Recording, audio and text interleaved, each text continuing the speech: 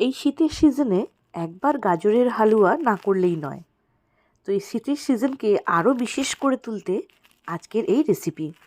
তো চলুন দেখে নিই এই সহজ রেসিপিটা আমি কিভাবে আজকে বাড়িতে বানালাম। তো প্রথমেই আমাদের যেটা লাগবে সেটা হচ্ছে গাজর। গাজরটাকে আমাদেরকে গ্রেট করে নিতে হবে, তবে চেষ্টা করবেন এখানে কমলা গাজরটা না নিয়ে লাল রঙের যে গাজরটা হয় সেইটা নেওয়ার, কারণ এই লাল গাজরেই এই হালুয়াটা বেশি ভালো খেতে হয় কমলা গাজরের থেকে। তো গাজরটাকে আমি এরকম গ্রেট করে নিচ্ছি গ্রেটারের সাহায্যে, একদম মিহি মিহি করে কাটা হয়ে গেছে। তো দেখুন, মোটামুটি আমি 500 গ্রাম গাজর আমি নিয়েছিলাম, গ্রেট করে নিলাম। এবার কড়াইতে দিলাম 1 চামচ ঘি। ঘিটা একটু গলে যাক, ততক্ষণ একটু অপেক্ষা করি 2-3 সেকেন্ড। ঘিটা যখন গলে যাবে তখন এর মধ্যে 2টো এলাচ দিয়ে দিলাম। 2টো ছোট এলাচ একটু ফাটিয়ে নিয়ে দিয়ে দিয়েছি। তো খুব সুন্দর একটা স্মেল এই সময় চলে আসবে। এর মধ্যে এবারে গ্রেট করে রাখা গাজরটাকে দিয়ে দেব।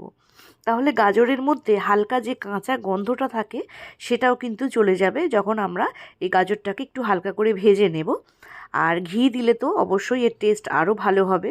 যে কোনো পায়েস বা ওই জাতীয় কিছু রান্নাতে ঘিয়ের ব্যবহারটাই কিন্তু আমরা সাধারণত করে থাকি। তো 3-4 মিনিট গাজরটাকে এইরকমভাবে ঘিয়ের মধ্যে একটু নাড়াচাড়া করে নেব। আর দেখবেন গাজরটা কিন্তু একটু নরমও হয়ে যাবে আর পরিমাণেও একটু কমে আসবে। তো এরকমভাবে 3-4 মিনিট একটু ঢাকা দিয়ে রেখে দেব।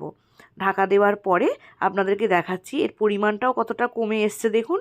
আর এটা কিন্তু অনেকটাই নরম হয়ে গেছে। আর গাজর এত ছোট ছোট করে কাটা হয়েছে এখানে যে সেদ্ধ হতে কিন্তু বেশি সময়ও লাগবে না। দুধের মধ্যে অল্প একটু কিন্তু ফোটালেই এই রান্নাটা একদম কমপ্লিট হয়ে যাবে। তো এবারে এর মধ্যে আমি গরম দুধ দিয়ে দেব। দুধ আমি ফুটিয়ে রেখেছি, আর 1 লিটার দুধকে আমি ফুটিয়ে একটু ঘন করে কমিয়ে রেখেছি। তো সেই দুধটাকেই আমি পুরোটাই এর মধ্যে দিয়ে দেব, কারণ গাজরটাও যেহেতু অনেকটা রয়েছে আর একটু ফুটবে, সুতরাং দুধটা একটু বেশি পরিমাণেই আমি ব্যবহার করছি। মোটামুটি 1 লিটার দুধকে ফুটিয়ে অনেকটাই কমিয়ে এনেছি, প্রায় 750 মতো। তো পুরো দুধটাকে এখানে দিয়ে দিলাম, আর একটু ফুটবে 2-3 মিনিট একটু অপেক্ষা করতে হবে। এটাকে ঢাকা দিয়ে 2-3 মিনিট একটু ফুটিয়ে নেব। এবারে এর মধ্যে পরিমাণ মতো কাজু কিশমিশ আমি কেটে রেখেছিলাম, কাজুগুলোকে একটু ছোট ছোট করে কেটে রেখেছি, এর মধ্যে দিয়ে দিলাম।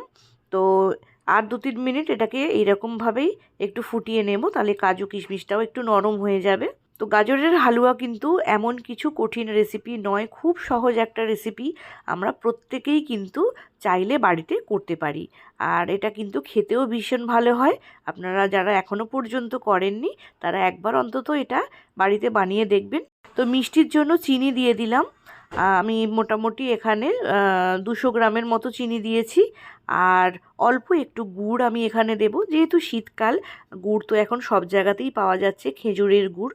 তো পাটালি গুড়টাকেই আমি একটু গ্রেট করে রেখেছি, সেইটাকেই এর মধ্যে দিয়ে দেব। তবে গুড়টা দেওয়ার সময় আমি গ্যাসের ফ্লেমটাকে বন্ধ করে দিয়েছি, কারণ অনেক সময় দেখা যায় ফুটন্ত অবস্থায় গুড় দিলে সেক্ষেত্রে দুধটা কেটে যেতে পারে। তো আমি গ্যাসের ফ্লেমটাকে বন্ধ করে নিয়ে তারপরে ছোট একটু বাটিতে করে অল্প একটু গুড়ের মধ্যে দিয়ে দিলাম। এতে এর স্মেলটাও ভালো আসবে আর মিষ্টিটাও খুব ভালো হবে। তো গাজরের হালুয়া একদম রেডি, আমি নিজের মতো করে সাজিয়ে দিয়েছি। আপনাদের কেমন লেগেছে অবশ্যই জানাবেন, চ্যানেলের পাশে থাকবেন আর চ্যানেলটিকে সাবস্ক্রাইব করে নেবেন। আর ভিডিওটা এত পর্যন্ত যদি দেখে থাকেন, যদি ভালো লেগে থাকে রেসিপিটা, তো একটা লাইক করে দেবেন। তো আজকের মতো এইটুকু, দেখা হবে নেক্সট ভিডিওতে আবারও নতুন কোনো রেসিপি নিয়ে।